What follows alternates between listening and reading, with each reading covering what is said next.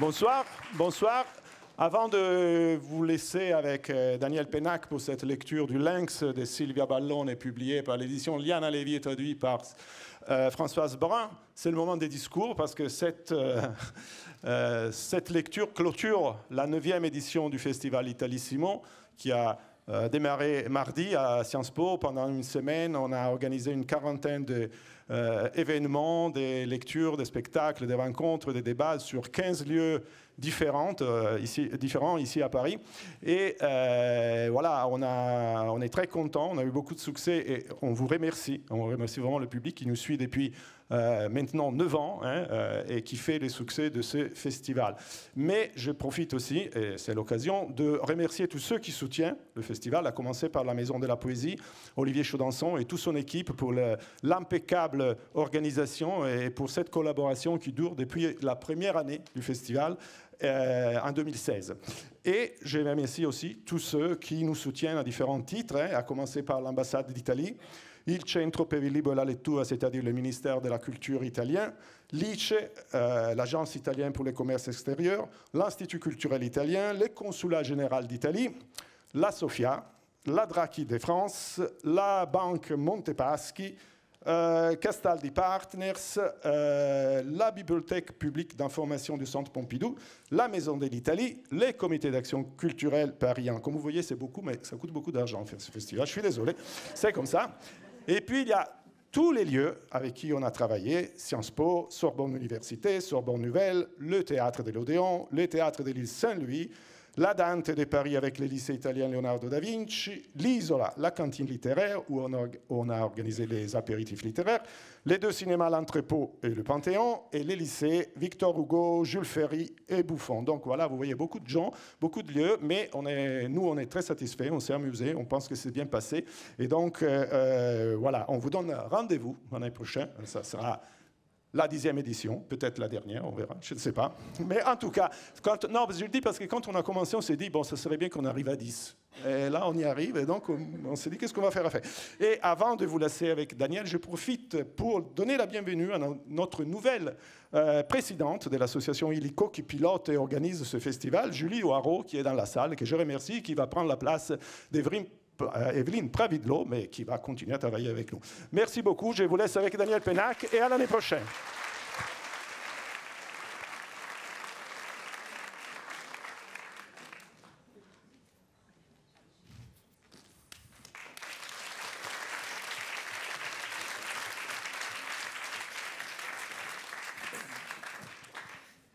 Applaudissements prématurés. Bonjour. Donc, je vais vous lire le Lynx de Silvia Ballone,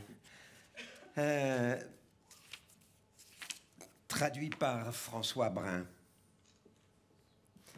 Ils se rencontrèrent pour la première fois dans un resto-route en pleine nuit. Une de ces nuits toutes pareilles qui flottent, lourdes comme du pétrole sur la lande silencieuse entre Novara et Vercelli. Une pancarte verte émergea, après des kilomètres de néant. D'instinct, Pierrot mit le clignotant et commença à ralentir. Presque 1h du matin. L'obscurité dense, découpée par les phares, peinait à s'ouvrir. Et dans le fleuve noir de la route, il n'y avait pas d'autre lumière que les siennes, solitaires comme 2 étoiles. Il n'était pas pressé de rentrer. Le brouillard noyait un paysage fantôme que Pierrot connaissait dans ses moindres recoins. Une baraque, des rizières, une autre baraque, d'autres rizières. Il déboîta vers l'aire de repos Biandrate Viccolungo, sur la 4, direction Turin. Les haut-parleurs de la radio diffusaient un vieux succès de Toto Cutugno, qui lui rappelait son enfance, son père. Une Marlboro au coin des lèvres et une bague en or géante au petit doigt. Son père en 1983, la dernière fois qu'il l'avait vu. Le parking du resto-route, semi-désert, était éclairé comme les cours des prisons la nuit. Il roulait dans une Alfa Romeo Gran Turismo rouge, volée. Il éteignit la radio, détacha sa ceinture. Il aimait les parkings d'autoroute à 7 heures de la nuit, des atolls de lumière flottant dans le vide. Il aimait les poids lourds garés en épis, les rideaux tirés sur les cabines, les pancartes, les pompes à essence. Tout nageait dans le flou, comme des méduses. Il aimait ce genre d'endroit parce qu'il s'y sentait loin de chez lui. Il gare à l'Alfa Romeo, quasiment neuve, entièrement repeinte, devant l'enseigne lumineuse, Restoroute, 2 mots en un. Elle brillait comme une promesse. Il faisait un froid de canard, sûrement -2 ou -3. Pierrot descendit en manche de chemise, sa croix bien en vue sur son torse, parce qu'il croyait en Jésus-Christ, lui. En Jésus-Christ et en la Vierge. Pas en Dieu, mais en Jésus-Christ. Dès l'entrée, une bouffée de chaleur écœurante le saisit et il fut frappé par la silhouette fatiguée de la caissière, dans la cinquantaine. La vue de tous ces rayons remplis de chips, de bonbons, de dentifrice et d'arbres magiques le mit aussitôt en joie, comme une dose d'enfête. Pierrot aimait l'abondance. La voir étinceler, constater sa présence. Il était heureux que des endroits comme celui-ci existent, perdus, sans défense, mais bourrés à craquer de choses faciles à attraper, emporter, à glisser dans sa poche d'un geste vif et précis. Les mains de Pierrot étaient comme des scalpels, mais grandes aussi, calleuses et terribles. Sa carrière avait commencé à l'école primaire, dans les supermarchés.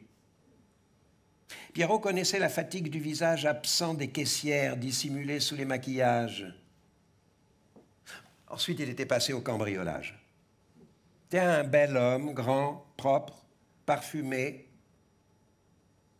La quinquagénaire en uniforme au rouge du Restoroute le regarda, les yeux bouffis de sommeil, un éclair de peur dans le regard. Sur une inspiration, il s'approcha du comptoir. L'envie lui était venue tout à coup d'un Negroni et d'un de ces sandwichs empaquetés depuis 2 jours. Les caméras de surveillance, ils s'en foutaient. C'était rare même qu'ils se mettent un foulard noir sur la tête. Préférait agir à découvert pour marquer les imaginations et les mémoires. Un Negroni et un sandwich, madame, merci. On ne sert pas d'alcool après 22 heures, désolé. Elle secoua la tête tout en nettoyant le comptoir avec une éponge. Bon, bah alors, je prendrai un Red Bull avec des glaçons. Ils croyaient qu'ils étaient seuls, la caissière au nichon en berne et lui. Les coups improvisés, c'était ce qui lui réussissait le mieux. Et il n'avait que 10 € sur lui, pas plus. Je vous encaisse d'abord, monsieur. Pierrot tira son portefeuille, tendit son unique billet froissé, calme, rasé de frais, les joues fleurant bon l'après-rasage, impeccable même à 1 heure du matin. Pantalon milleré, chemise blanche, sans un faux pli, chaussures étincelantes. Il croyait qu'ils étaient seuls et il n'était pas pressé de rentrer. Avec l'euro que la caissière lui rendit, il prit un ticket de grattage. Il avait tout le temps... Pardon. Avec l'euro que la caissière lui rendit, il prit un ticket de grattage. Il avait tout le temps du monde. Il pouvait tranquillement boire, manger, retourner à la voiture, prendre son arme. La femme n'arrêtait pas de le fixer. Sous ses cils plâtrés au rimel, feignant de rincer les tasses à café, elle le tenait à l'œil. Et lui, naturellement, s'en aperçut. Son alphabet préféré, celui des gestes, de l'adrénaline à fleur de peau et la peur de la caissière qui faisait monter la pression. Elles essaient d'être naturelles, mais elles n'y arrivent jamais. Cette vie de merde qu'elles ont quand même.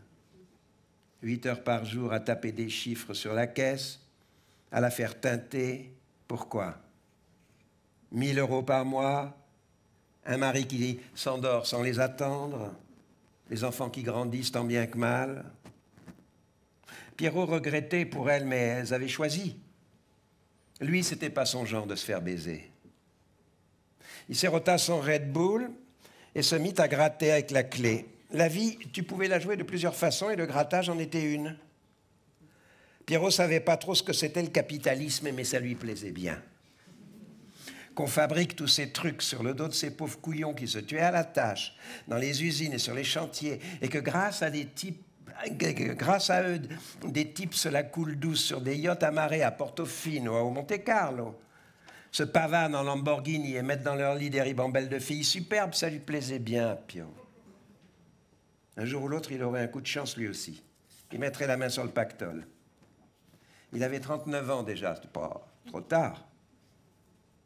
« Madame, c'est mon jour de chance. » Il tendit le billet à la caissière qui chaussa ses lunettes pour vérifier et avec un brin d'étonnement, d'une voix mal assurée, dit « Félicitations ». De sa caisse, elle sortit 3 billets de 100. Pierrot avait envie de pisser. Il finit son sandwich et se dirigea vers les chiottes, faisant tomber dans sa poche au passage un paquet de piles alcalines comme ça pour la forme. Ça serait l'affaire de 3 minutes. 5 maximum, le flingue, elle qui pète de trouille contre le sol avant qu'elle ait le temps de faire une connerie, une dizaine de billets de 100, et la partie serait jouée. Vous voyez, tout comme un film projeté dans son cerveau, la scène familière, parfaitement rodée. Au lieu de ça, en entrant dans les toilettes, il le vit, lui. Blond, assis sur le rebord du lavabo, une clope au bec, lisant un numéro de Tex Willer. Le garçon leva la tête pour le regarder, 2 yeux en fente mince, un peu divergents, d'un bleu indéfinissable, proche de la glace. Il devait avoir 16-17 ans, pas plus. Il fixait Pierrot d'un regard pâle, sans expression. Une dizaine de piercings dans les oreilles, un au sourcil et un autre à la lèvre inférieure, les traits irréguliers, comme si le visage avait été cassé en morceaux et recollé à la va-vite par le chirurgien de garde. À sa façon, unique sur toute la surface de la terre, il était d'une beauté foudroyante.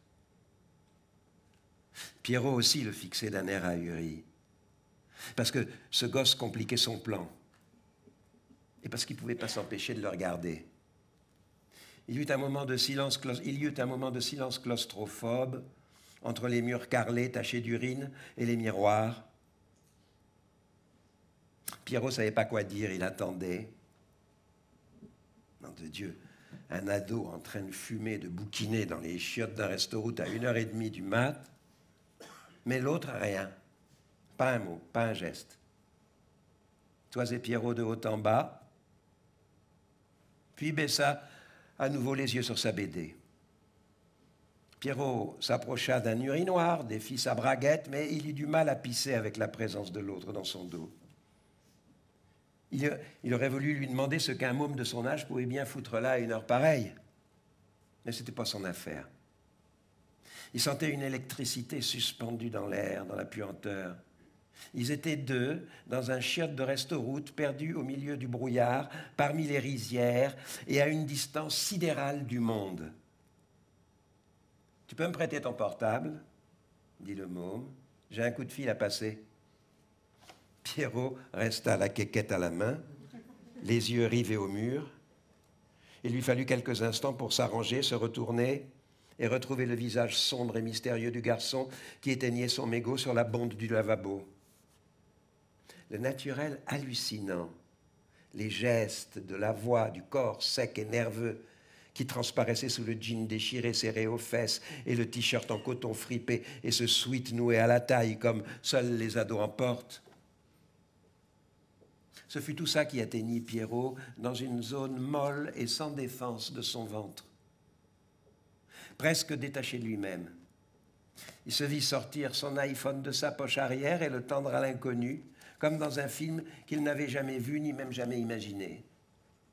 Le garçon sortit des toilettes avec le portable, récupérant une doudoune usée et sale et une écharpe en laine feutrée. Pierrot lui emboîta le pas. S'il croyait lui chourer son portable, s'il croyait que quelqu'un pouvait lui chourer quoi que ce soit à lui, se fourrait le doigt dans l'œil. Il le vit de ses mains fuselées de fille manipuler ce miracle de la technologie. Le garçon s'était rencogné entre le rayon des charcuteries sous vide et le frigo bourré de soda, comme s'il cherchait un peu d'intimité et voulait l'exclure ostensiblement de la conversation. Pierrot n'avait jamais été du genre à espionner, mais là, après quelques 40 ans presque, il l'était. Fit semblant de lire les premières pages d'une revue à scandale prise au hasard, tout un déballage de cul, de nichons, de pectoraux, de biceps. Et en même temps, il écoutait le gosse. Et il commençait à transpirer. « Alors, tu te souviens encore de moi ?» Ce fut la première phrase qu'il put saisir. Le ronflement des frigos hachait les paroles du garçon qui gardait la main encornée devant sa bouche, comme quand on joue au téléphone.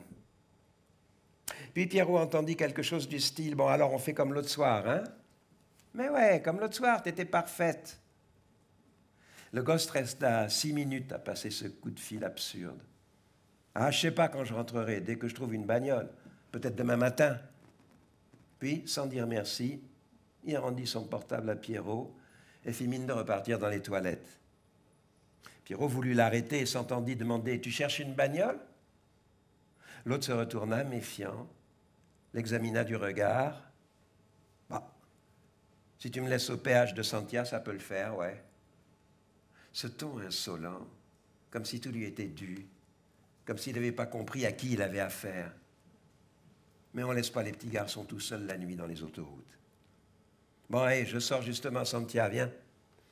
Salua la caissière d'un mouvement du menton avec un sourire de travers qui voulait dire « T'as eu du bol, toi ». Dehors, la nuit était glaciale et déserte. D'un camion descendit une silhouette à moitié dénudée qui courut frapper à la portière d'un autre camion. Une lumière s'alluma derrière la vitre et le fantôme nocturne se hissa rapidement, puis disparut dans la cabine. Pierrot déclencha l'ouverture automatique de l'Alfa Romeo, tout fier, comme pour marquer son territoire. Ils prirent place sur les sièges en cuir. Pierrot mit la clé dans le contact, mais avant de fermer la portière et de démarrer, il s'arrêta et dit soudain « Attends ici ». D'un geste vif, il attrapa sous le siège un objet qu'il glissa rapidement dans sa poche, puis il repartit en courant vers le restaurant. « Bon alors, qu'est-ce qui t'arrive, petit ?» Pierrot devait évacuer l'adrénaline du calibre pointé sur le front de la caissière, les 2000 € et quelques glissés dans son slip, et il avait envie de parler. « Je suis pas petit. J'ai 18 ans. » trancha l'autre d'un ton sec. « Putain, 18 ans. Il pourrait être mon fils. Bon, ok, d'accord, t'es un homme. Mais qu'est-ce que tu foutais dans ces chiottes, merde? T'es quand même pas venu à pied. » J'ai pas à te répondre, t'es pas flic. La bouille de Pierrot s'élargit encore. Le compteur marquait 130 km/h. Flic, moi? Ah ben merde alors, ça risque pas. Des masses de brouillard s'effilochaient contre le pare-brise et on n'y voyait pas le plus loin que le bout de son nez.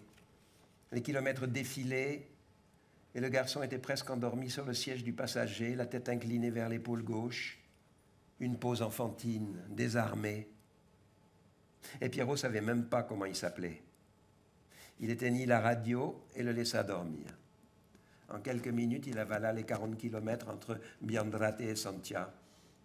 Des noms qui ne sont pas des noms de villes, hein, mais des échangeurs d'autoroutes, des nœuds ferroviaires, lieux de passage, zones de dégagement où se regroupent les immenses centres commerciaux, les ventes à prix d'usine, les stations-service. Pierrot avait l'impression que le souffle régulier du garçon se confondait avec le ronronnement du moteur. De temps à autre, il le regardait à la dérobée, comme gêné.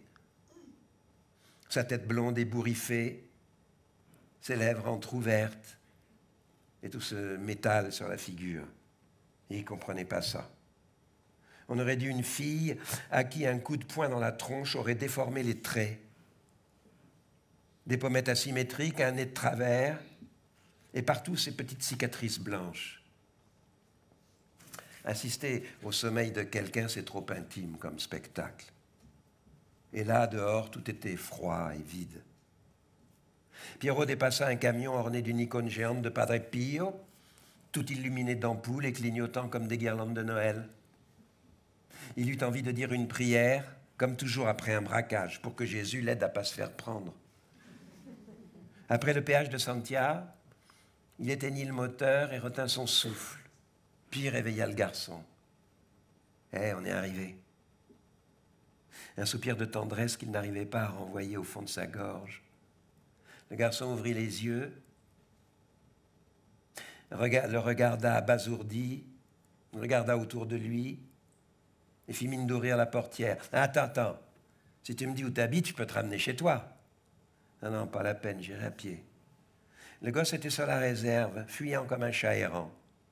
Et Pierrot avait envie de le rattraper, l'attraper par le col, le tenir d'une manière ou d'une autre.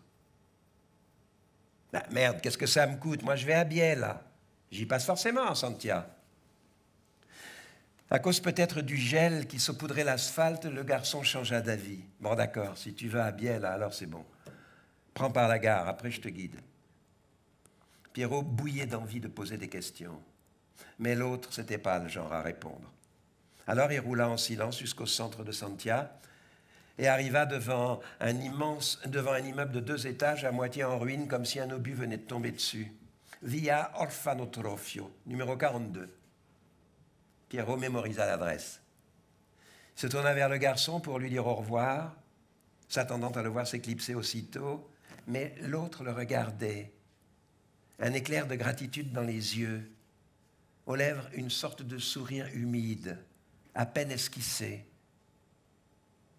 Et il prit la main de Pierrot, qu'il serra. « Merci, hein, dit-il. » Pierrot n'eut pas le temps de répondre, pas le temps de penser quoi que ce soit. Il le vit disparaître dans le brouillard pour surgir peu après sur le trottoir d'en face. Pierrot transpirait, chauffage allumé, gardant les yeux fixés sur le dos du garçon qui fouillait dans ses poches à la recherche de sa clé. Et c'est alors seulement, une fois le garçon entré, qu'il se souvint qu'il avait une femme qui l'attendait dans un petit immeuble délabré, en tout point semblable à celui-ci. Chapitre 2. À midi passé, il se tira hors du lit, ouvrit les persiennes. Encore une journée de janvier couleur de plomb. Il avait la tête lourde, la bouche aigre. Il se traîna en slip jusqu'à la cuisine où sa femme était assise, la télé allumée, son canevas à la main.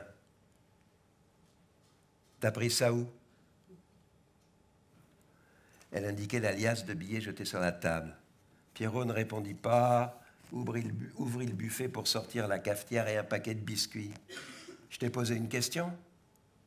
La voix dure de sa femme lui faisait l'effet d'une râpe à même la peau. « Hé, tu me laisses déjeuner en paix, hein ?» Et il cracha dans l'évier. Il attendit, debout près de la cuisinière, que le café passe, puis il s'assit lui aussi à la table. Les babillages des bimbos à la télé à cette heure de la matinée, ça l'agaçait. Il attrapa violemment la télécommande et l'écran de vin noir. Sa femme ne protesta pas. Elle revint à son apathie habituelle, comme une poupée vieillie. Elle passait l'aiguille dans le canevas d'un geste fluide et machinal. Elle s'interrompait de temps en temps pour vérifier sur son mensuel de broderie religieuse si elle reproduisait fidèlement le modèle. C'était une maternité. Cette maternité que son mari lui avait refusée. Elle ne le regardait plus. Elle savait qu'il ne fallait pas insister quand Pierrot se levait du pied gauche.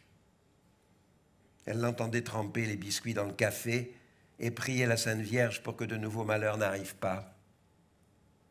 Maria avait 38 ans, mais après la 3e arrestation de son mari, la 5e visite des carabiniers chez eux, les honoraires des avocats, les paquets de linge à envoyer via Del Tigli, il lui était venu des mèches de cheveux blancs. Puis elle avait grossi. Cessait de se maquiller et d'aller chez le coiffeur. « Qu'est-ce que tu fais ?» lui demanda-t-il. De toute façon, il la trompait. « La Vierge à l'enfant, répondit-elle. « Ah !» Tel était leur dialogue depuis 1 an, depuis la dernière fois qu'il était revenu. Alors qu'elle dormait mal, obligée de se faire des tisanes et de prendre des gouttes, lui, il entrait, il sortait de prison comme s'il partait en vacances. Ils m'ont pas vraiment coincé, hein? Ils n'ont pas la moindre preuve contre moi. Et il était là, à boire son café. Ce culot qu'il avait. Mais prends 1 000 € et va t'acheter quelque chose. Pierrot l'avait dit d'un ton gentil, parce qu'il l'aimait bien, sa façon. Bon, de l'amour, non, mais de l'affection, quoi, comme une cousine ou une sœur. Il l'avait épousée trop vite quand elle n'était qu'une gamine blonde et maigre. Il l'avait embobinée et déshonorée, en faisant gaffe quand même à ne pas lui faire d'enfant. Hein. Il faudrait payer l'électricité en retard, dit-elle, et faire réparer la machine à laver. Bon, ben, paie les conneries que tu veux, puis après, va t'acheter une belle robe. Il disait ça par habitude. Il savait bien que sa femme, même pour sortir ou aller travailler, passerait tout au plus un jean et un sweat. Lui, au contraire, il ne portait que du Dolce & Gabbana.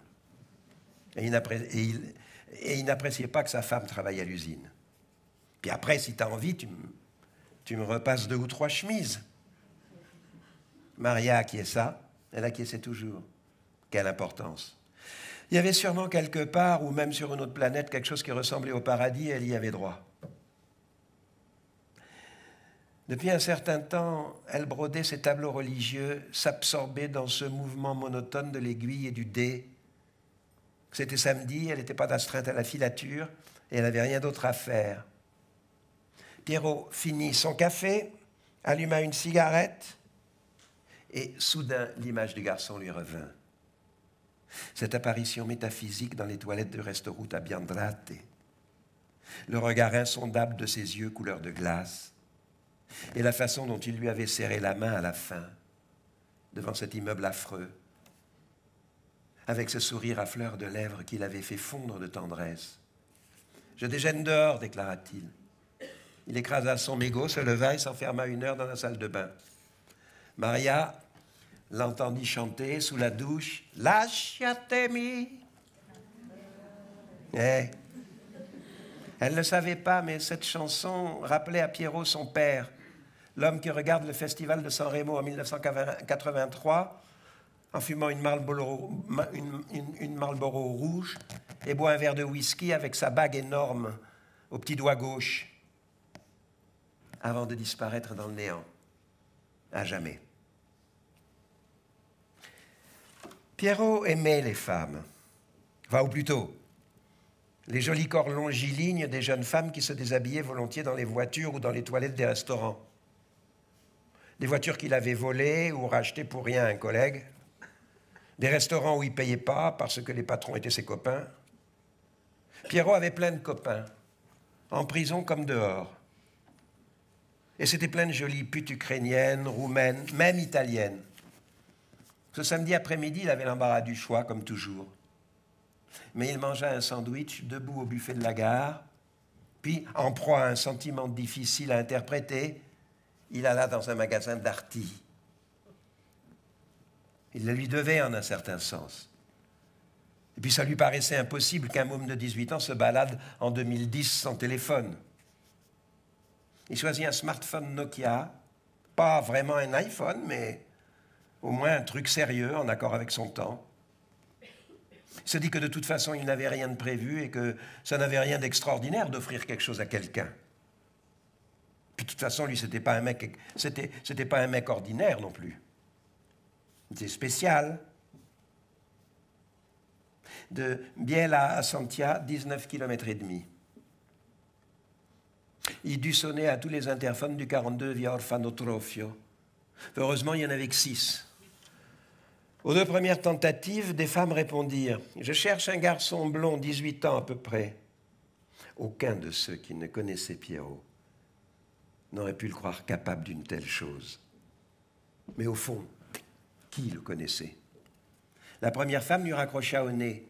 La seconde lui dit de sonner chez Spelonka. Pierrot était de nouveau agité comme un adolescent. Il sonna chez Spelonka.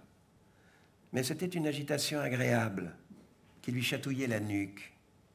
La voix du garçon, à travers les grésillements de l'interphone, répondit « Salut, dit Pierrot, je t'apporte un téléphone. » Silence. Pierrot avait l'oreille contre l'interphone et la boîte du Nokia à la main. Il se sentit nu, excité, comme quand il l'avait regardé dormir. « Monte !» La porte s'ouvrit brusquement. Et quand Pierrot le vit, en savate, apparaître sur le seuil, avec le même jean collant et déchiré que la veille, le même t-shirt délavé, il eut presque peur. Le garçon le fixait, pensif, comme s'il réfléchissait à un truc qui n'avait rien à voir. Pierrot attendait avec son téléphone à la main, comme un épouvantail. Et il n'était pas loin de se croire devenu fou. Passèrent quelques poignées de secondes, une éternité en fait. Puis le garçon se reprit. Il ajusta son regard sur Pierrot, lui accorda tout à coup son terrible, son démoniaque sourire. « Ben, entre. Je te dois au moins un café pour hier. » Fit un geste de la main pour l'inviter à entrer, un geste très doux, presque efféminé. Une lumière jaunâtre rayonnait derrière lui et une odeur rance de cuisine ou de moisi parvenait jusqu'au palier. D'instinct, Pierrot lui tendit le téléphone, là, sur le pas de la porte. Il aurait voulu s'en débarrasser tout de suite, faire marche arrière et foutre le camp, mais au lieu de ça, il entra. Une cuisine affligeante, les stores baissés en plein jour comme pour cacher un secret, et cette lumière artificielle, misérable, qui tombait d'une ampoule d'une ampoule nue au plafond, sur les restes d'un déjeuner éparpillé sur la table, l'évier rempli à ras-bord de vaisselle sale. Le garçon ne lui dit pas de s'asseoir, ne lui dit rien. Pierrot le vit farfouiller dans l'évier à la recherche d'une cafetière. Quand il l'eut trouvée, il la rinça vaguement. Pierrot sentait un malaise lui courir dans les veines. Pour se calmer, il se mit à examiner l'appartement. Un regard rapide lui suffisait toujours dans ce genre de situation. Il savait tout de suite dans quelle pièce étaient cachés les objets précieux. Il remarqua 3 portes. 2 avec la clé dans la serrure, une sans. « Eh, tu le regardes, ce téléphone, le petit? Je peux aussi le remporter, hein ?» Le garçon était penché sur la cuisinière, le dos tourné. « Je suis pas petit. Je m'appelle Andrea. » Ah bon, il avait un prénom et un nom de famille, c'était déjà ça. Pierrot, embarrassé, se torturait les ongles. Il se demandait si le gamin vivait dans cet appartement avec quelqu'un ou tout seul, parce que c'était visible que personne ne faisait le ménage. Mais alors, où étaient ses parents? Est-ce qu'il avait une copine? Un travail? Il allait au lycée? Pierrot attendait la question évidente, prévisible, que pourtant le gosse ne posait pas. Cette question à laquelle, de toute façon, il n'aurait pas su répondre. Pourquoi t'es venu? Pourquoi tu m'offres un téléphone? Mais Andrea, d'un ton neutre, demanda à brûle-pourpoint: « C'est toi qui as braqué la caisse hier ?» Pierrot bondit, devint écarlate, prit la tasse qu'Andrea avait posée devant lui. Le café était dégueulasse, il s'en étrangla. « Écoute, j'avais envie de te faire cadeau d'un téléphone, point barre. » Il était redevenu le dur maintenant. Il se reprenait. « Et si on te demande ton avis sur Biandrate, j'y étais pas. » « T'es marié ?» Pierrot fit tourner son alliance de sa main gauche. Toute sa bravache était tombée. Dans un filet de voix, il répondit « Plus ou moins. » Andrea sourit cruel. Il ne ressemblait plus au chat errant de la veille, plutôt à un renard. Un de ces petits diables de l'enfer qui lisent dans ton âme et savent te torturer comme il faut. « T'écoutes de la musique ?» Pierrot était dans la tanière d'un parfait inconnu qui aurait pu être son fils. Et c'était l'inconnu qui posait les questions, qui dictait sa loi. Ouais, pas mal, pourquoi? T'écoutes quoi? Bah, des chansons italiennes. Vasco Rossi, Renato Zero, un peu de tout. Il ne mentionna pas Toto Cutugno. Andrea avait un air amusé. Son visage, très pâle, avait pris des couleurs. C'était ringard, ça. Pardon, mais t'as quel âge? Pierrot, gêné, dit la vérité, 39 ans, pourquoi? C'est quand même pas si vieux. Eh bien, je vais te faire écouter de la musique, moi, de la vraie. Andrea lui effleura la main, se touchait infime, le fit se lever d'un bond. Pierrot suivit le gosse dans ce qui devait être sa chambre, minuscule d'ailleurs. La petite tanière bordélique d'un adolescent, des posters géants de Lady Gaga et de Marilyn Manson s'étalaient sur les murs, peints l'un en orange, l'autre en bleu. Pierrot eut un choc. Il y avait des slips et des chaussettes sales partout, des chaussures de sport puantes jetées dans un coin, un ballon dégonflé. Sur une étagère trônait bien en vue une collection de dinosaures en plastique. Un truc de môme de 6 ans. Des numéros de Tex Wheeler étalés sur le lit. Un porte-CD bourré à craquer, une lime à ongles, un tube écrasé de gel pour les cheveux. Vraiment sans intérêt. Je vais te faire écouter un truc géant. Le gosse était tout fringant maintenant. Il fouillait parmi ses CD, il en choisit un, le glissa dans une vieille stéréo bancale. Dans les haut-parleurs explosa comme un énorme rot, suivi d'une succession incohérente de râles, de halètements, de cris sur fond sourd de guitare électrique. « Alors, c'est pas génial ?» Pierrot, muet, se demanda pour la énième fois ce qui foutait dans la chambre d'un gamin de 18 ans au visage perforé de métal. « Lui, c'est le meilleur. C'est Marilyn Manson. » Il montra le poster. Peut-être que ce garçon n'avait pas de père, pensa Pierrot. Peut-être qu'Andrea avait perdu son père très tôt, lui aussi. Il décida de s'asseoir sur le lit et de jouer le jeu. Non, mais dis donc, c'est pas de la musique, ça. C'est n'importe quoi. Écoute bien, écoute. Imagine-toi en train de conduire ton énorme bagnole de dingue et tu appuies sur le champignon, tu pousses jusqu'à 200 et il y a ce rythme-là dans ta tête. Cette puissance. Putain, tu te sens pas maître du monde, là? Son visage s'était illuminé, adouci même. Fais-moi confiance. Pierrot essaya d'imaginer. Ouais, peut-être que c'était pas mal en bagnole, après tout. Mais c'était de la musique pour ados. Et en plus, c'était de l'anglais. Tu comprends les paroles? Andrea le regarda ahuri. Non, mais qu'est-ce que ça peut foutre?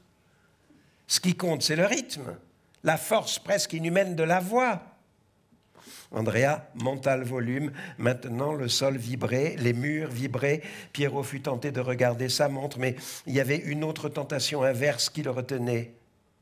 Il vit le garçon sortir du tiroir de la table de nuit un genre de paquet avec un briquet et du papier à rouler. Qu'est-ce que tu fous? Andrea s'était assis tout près, pas à côté, mais tout près. Les genoux lui touchaient les siens, les mollets qui touchaient les siens, son coude qui le heurtait légèrement. Il souriait comme seuls peuvent sourire les statues gothiques dans les coins sombres des églises. En émiettant ce qui était sûrement de la marijuana. Pierrot n'avait pas fumé ça depuis l'époque du foyer. Il n'allait pas le faire maintenant, à 39 ans, avec le genre de vie qu'il avait derrière lui et le genre de choses qu'il savait faire avec un calibre et un cran d'arrêt. Ouais, ben, écoute, moi, c'est Pierrot. Juste pour que tu saches. Hein, Pierrot. Et pas question que je fume ce truc. Ouais, ben moi, même sans savoir comment tu t'appelles, je pourrais leur faire un portrait robot fidèle de ta petite personne ou flic, avec le numéro de plaque de ton alpha en plus. Le sourire, ce sourire horrible et merveilleux. Pour bas le numéro, c'est pas ce qui va t'emmener bien loin, mon petit gars. Pierrot sourit à son tour, se rappelant qui il était, de quoi il était capable, mais ça ne dura pas, parce que le garçon lui passa le pétard, et ce fut lui qui l'alluma. Le brun qui sentait bon le tolard récidiviste et le garçon blond sinueux et souple qui n'avait pas dû se laver depuis un bail, ils fumaient de la marijuana ensemble, étendus sur un lit. La vue commençait à se brouiller, les sensations tactiles s'amplifiaient, et ce goût douceâtre dans la bouche qui te ramène au temps de l'enfance. Putain, mais t'as même pas jeté un œil au cadeau que je t'ai apporté. Le gosse se mit à rire doucement, se tourna, appuyé sur la hanche, dans une pose qui provoquait.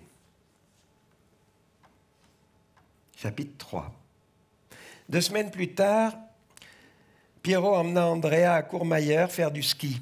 L'hôtel, l'essence, les restaurants, la location de matériel et le moniteur, il avait tout payé. car le garçon ne savait pas skier, mais lui avait confié que c'était un de ses rêves. Pour trouver une partie du fric, Pierrot avait fait un transport avec sa grande taurine au volet, 5 kilos de coke jusqu'à Milan.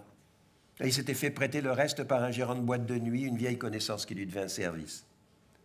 Il réserva une seule chambre avec des lits jumeaux et vue sur l'arrière. Le premier soir, il se retrouva assis en pyjama au bord de son lit à attendre qu'Andrea ait fini de se doucher. Il avait monté un peu le son de la télé, mais il entendait quand même le crépitement de l'eau. Putain, l'intimité, hallucinant. L'embarras hallucinant d'une nuit de noces. Et il n'était même pas avec sa femme, il n'était même pas avec une femme. Andrea ressemblait terriblement à une fille éthérée, nordique. Mais c'était un garçon de 18 ans et il n'était même pas né en 1983, quand Pierrot avait 12 ans, lui, et qu'il balançait des coups de pied contre le canapé assis à côté de son père et mendiant une caresse ou un regard affectueux. En fait, il se contentait de pouvoir admirer le père de bas en haut, avec son éternel verre de whisky à la main, sa grande moustache noire et cette ritournelle qui déclenchait les applaudissements qui embellissaient son père. Lasciate mi cantare. Le crépitement de l'eau cessa brusquement. Andrea avait pris tout son temps. Au moins, il s'était lavé. Pierrot se demanda s'il allait le voir sortir en peignoir ou déjà en pyjama. Il se demanda aussi pourquoi il était si agité. Il fallait qu'il arrête avec sa parano. Ça avait été un vrai plaisir de passer cette journée avec ce gosse, de le voir rire, de le voir tomber à ski, un peu comme un fils, non? Le fils dont il n'avait pas voulu. Le fils soutenu et couragé par son père, le fils qu'il aurait aimé être. La porte de la salle de bain s'ouvrit sans crier gare. Andrea sortit en slip et maillot de corps, les cheveux mouillés et un fin duvet blond sur ses jambes, pieds nus, des jambes sèches et musclées, cagneuses comme celles d'un joueur de foot. Un corps magnifique, blanc et glabre comme celui d'une fille. Andrea arrêta la télé, se glissa sous les couvertures sans sécher ses cheveux, et il éteignit la lumière, sans même un bonsoir. Pierrot se sentit humilié. Il chercha à tâtons son oreiller, l'ouverture des draps. Il ne fermerait pas l'œil de la nuit, il le savait. Il s'efforça de penser à autre chose. Il se concentra sur quelques bureaux de poste des environs. Il essaya de se distraire, mais il avait du mal à respirer. Quand est-ce que tu as demandé à ta femme de t'épouser? La voix d'Andrea, tout à coup dans le noir, l'avait fait sursauter. Bah, c'est quoi cette question? Pierrot percevait la présence du garçon, ses mouvements, sous les draps, un animal tapi derrière un buisson. Tu sais, c'était il y a un sacré bout de temps, hein? Alors, finit-il par dire en essayant de rire pour dédramatiser, elle avait ses parents qui ne voulaient pas la laisser sortir, et en plus, elle était très croyante. Bon, on se voyait en cachette le samedi après-midi, puis impossible de la toucher, même pas les nichons. Sinon, le Seigneur allait la punir et le curé lui refuserait la communion, ce genre de conneries. Mais moi, tu vois, moi, j'aurais pas voulu d'une coureuse.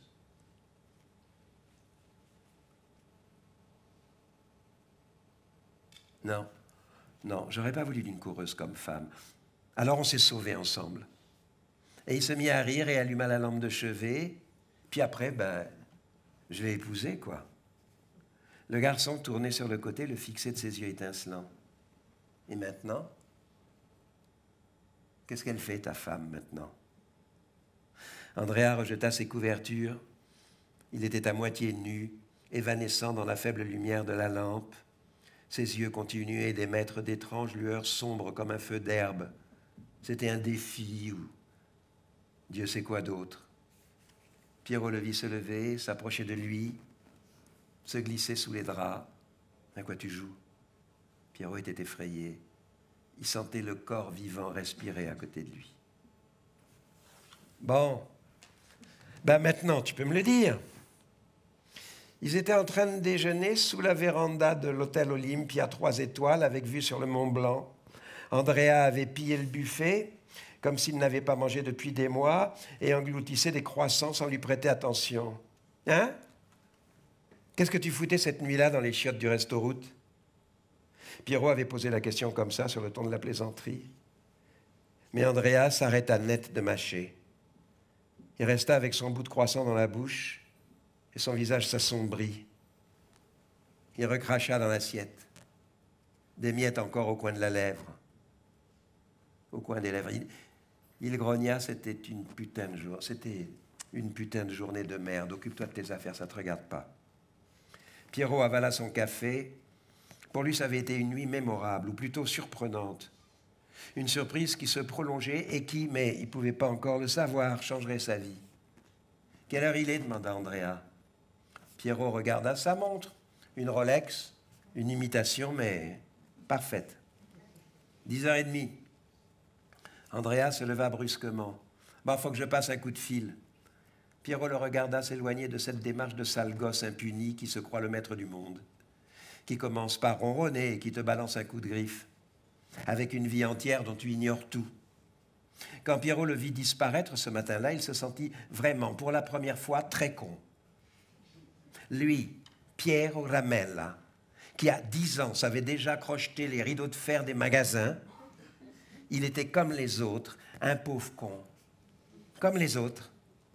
Il aspira en 30 secondes une cigarette entière, commanda un verre de sambuca, l'avala d'un trait, puis se dirigea comme un pitbull dans la chambre qu'il avait payée. Il ouvrit la porte en grand, trouva Andrea assis sur le lit qui parlait dans son portable, toujours cette maudite main placée devant sa bouche, avec ses petits rires, ses foutues minauderies.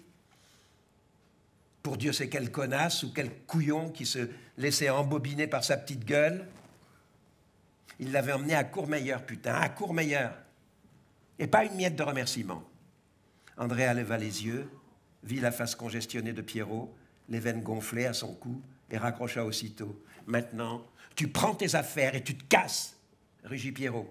« Tu prends le premier train de merde qui passe et tu repars dans la porcherie d'où tu viens !» Andrea le fixait, pétrifié, son regard ébahi, prêt à vaciller. « Tout de suite !» hurla Pierrot comme un fou. Et comme le garçon ne bougeait pas, hébété au bord du lit, il marcha sur lui et lui balança un coup de poing en pleine figure. Il y eut une minute de silence, puis il l'entendit pleurer, recroquevillé par terre en position fétale. Il pleurait comme un enfant impuissant, comme la plus faible de toutes les créatures. Pierrot se laissa tomber sur une chaise, épuisé, se prit la tête entre les mains et demanda avec un sourire pathétique, mais... Pardon, j'ai sauté une page, je me suis trompé de page. Et demanda avec un sourire désespéré, « Mais qu'est-ce que tu veux de moi? À quoi je te sers ?» Andrea continuait à pleurer plus doucement. À un moment, il s'arrêta. Pierrot l'entendit se relever, déglutir. Pierrot sentit le gosse s'approcher, lui toucher l'épaule, puis la tête. Andrea lui caressait la tête, le prenait dans ses bras. Pierrot releva le visage et rencontra son regard. Le gosse avait la figure en sang. Son nez était cassé en deux comme une noix. Et pourtant, dans ses yeux, brillait une tendresse inouïe. En toute hâte, Pierrot l'emmena aux urgences à Biella.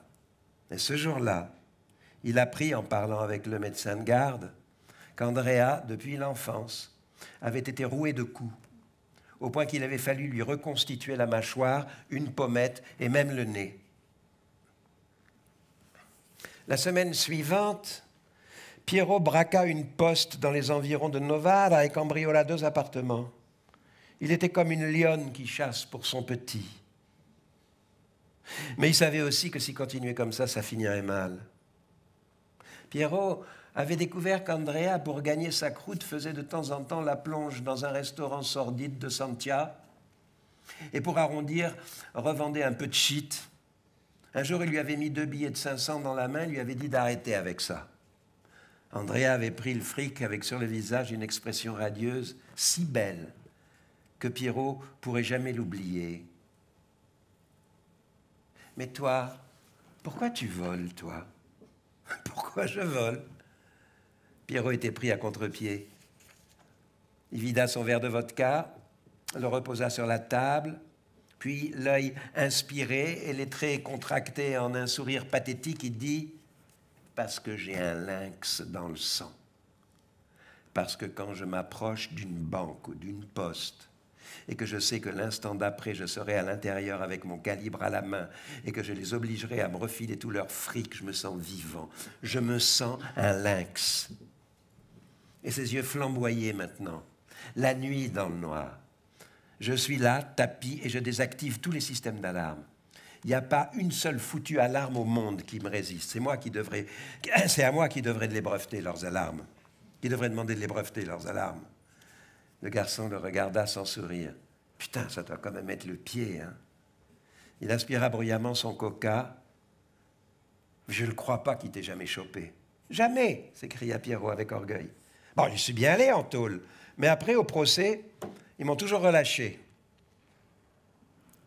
Chez lui, Pierrot n'y allait plus. Il appelait sa femme de temps en temps des coups de fil rapides. Il avait trouvé un appartement à Santia, un gourbi en fait, qu'une autre vieille connaissance lui avait fourni gratis pour quelques mois. Désespérant l'endroit.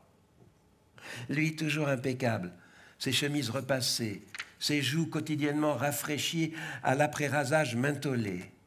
Lui qui rêvait de naviguer en Méditerranée sur un yacht de 20 mètres, il était là, à Santia, dans ce taudis, à racler ses fonds de poche. Il aurait donné un bras pour savoir quelque chose des parents d'Andrea, des copains qu'il fréquentait. Jamais il ne l'aurait admis, mais il avait peur de le perdre. Il lui donnait de plus en plus d'argent, et en même temps il se torturait, tendant l'oreille quand Andrea s'enfermait dans la salle de bain pour téléphoner. Un après-midi, il montra à une des portes, celle qui n'avait pas de clé.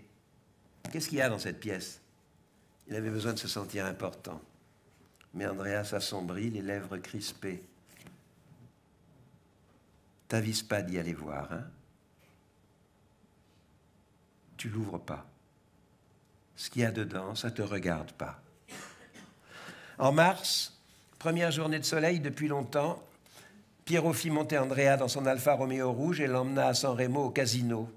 Ce jour-là, il était survolté. Il conduisait en lunettes de soleil et la cigarette au bec. Il enfonçait l'accélérateur à fond. Vers Ovada, il aperçut la pancarte d'un resto-route. Il mit son clignotant. Pendant tout le trajet, Andrea l'avait contraint à écouter Marilyn Manson. Pendant qu'il montait les marches vers le restaurant, Andrea lui demanda « Mais toi, t'étais comment quand t'étais petit ?» Pierrot s'arrêta net.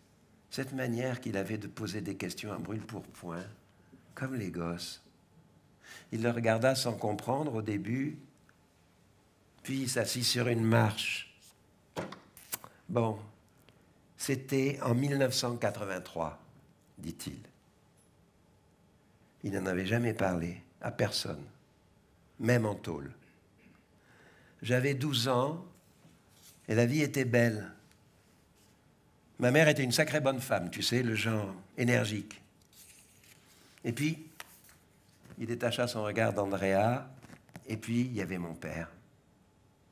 Les voitures filaient à 130 sur l'autoroute, de l'autre côté des glissières.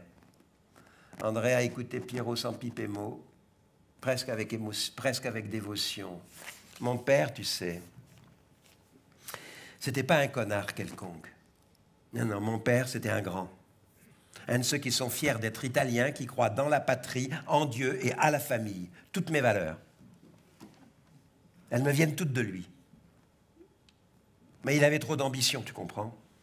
Trop d'ambition pour vivre en Italie. Ici, pour finir, si t'es pas dans les bons réseaux, tu peux rien faire. Et mon père, c'était pas le genre de mec à se contenter des miettes. Pierrot regardait un point en l'air au milieu des nuages et se torturait les ongles. Je sais pas où il est maintenant. Il y en a qui disent à Saint-Domingue, d'autres à Miami. Je sais pas.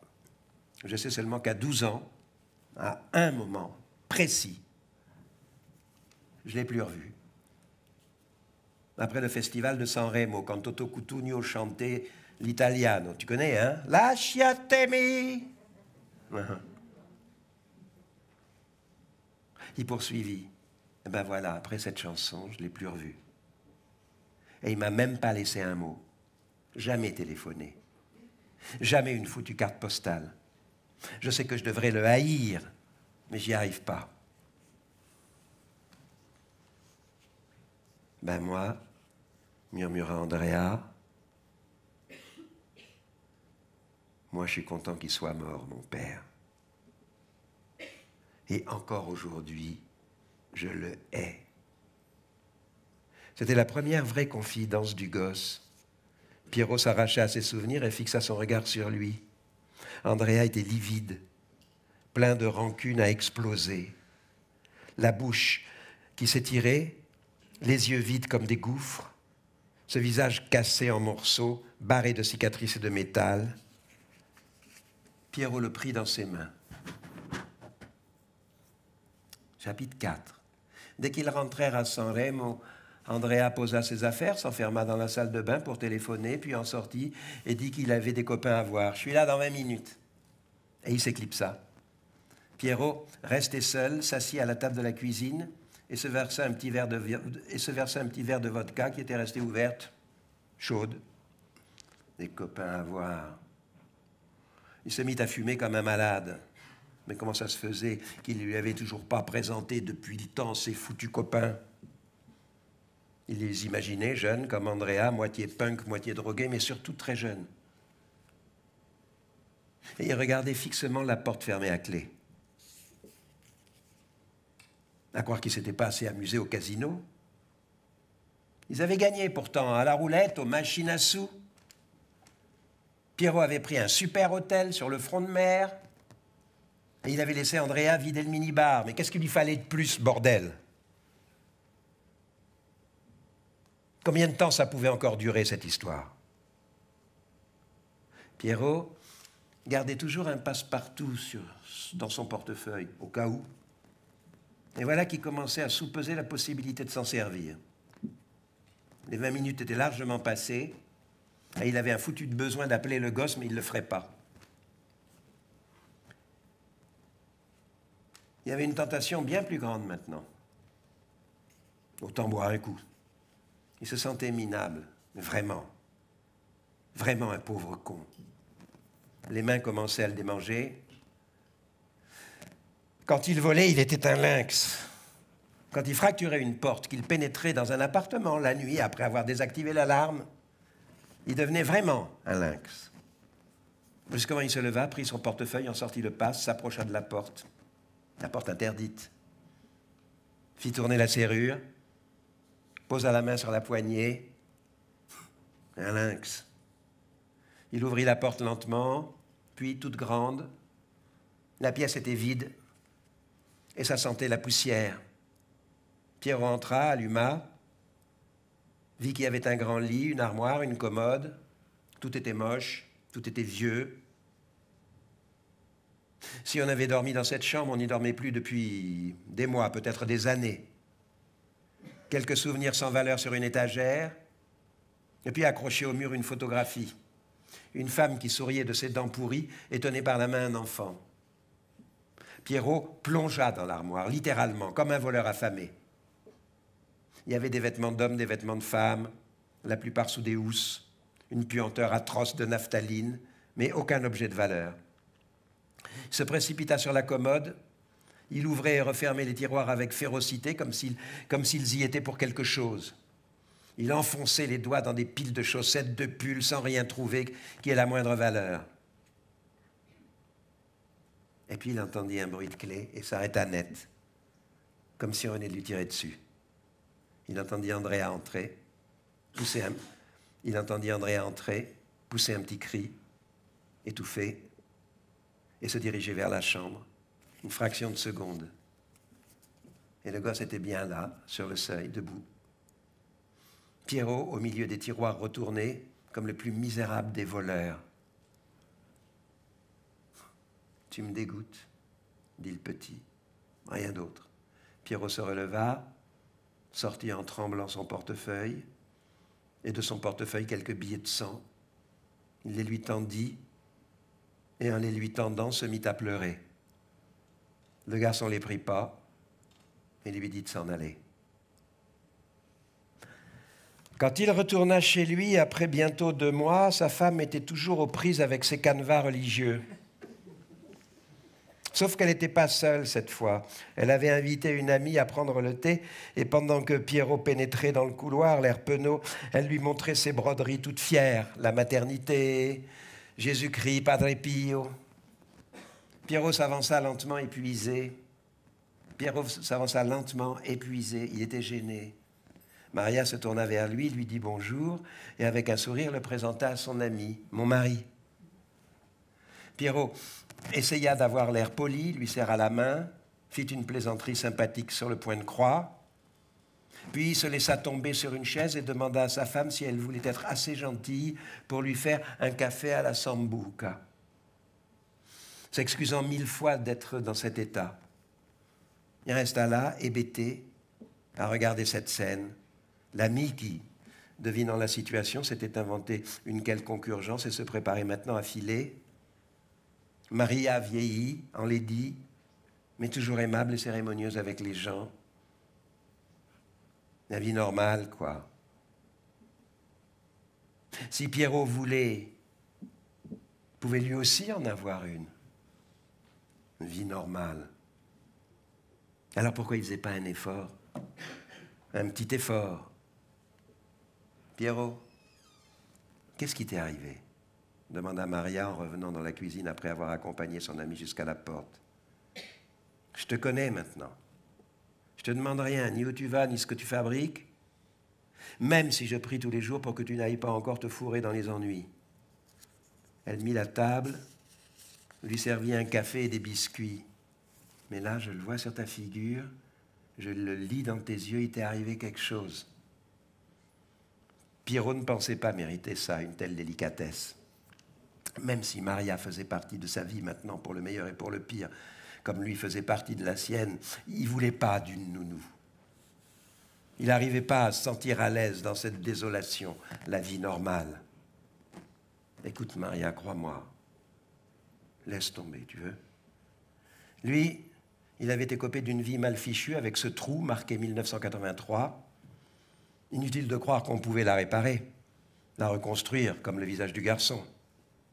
Mais garçon, Pierrot plongea la tête dans ses mains. Sa femme ne posa pas d'autres questions. Elle resta assise près de lui à table, lui tenant compagnie en silence. Le garçon, il n'avait pas une Maria à la maison, lui, qui te fait le ménage, la cuisine et le repassage. Ça a l'air de rien, mais c'est déjà ça. Le garçon n'avait qu'une chambre vide. Et il avait été la plus belle chose de sa vie. Maria, tu sais à quoi je pense des fois? Non? On a eu tort de ne pas avoir d'enfants.